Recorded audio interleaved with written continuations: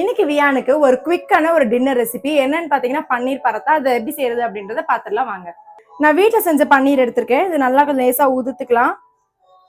இப்ப இதோட கொஞ்சமா வந்துட்டு பெப்பரும் அந்த சீரகமும் வறுத்து அரைச்சு வச்சிருக்க பவுடரு, கொஞ்சமா கரம் மசாலா. நீங்க குழந்தைங்களுக்கு கொஞ்சம் காரம் கொடுக்க ஸ்டார்ட் பண்ணிட்டீங்க அப்படின்னா நீங்க இதை ஆட் பண்ணிக்கலாம்.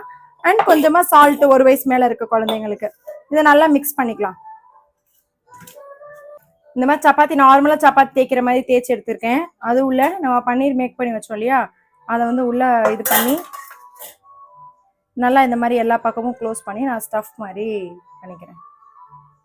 இந்த மாதிரி தேய்ச்சி எடுத்திருக்கேன். அடுப்புல தோசைக்கல் வச்சுட்டு பட்டர் ஆட் பண்ணிடலாம்.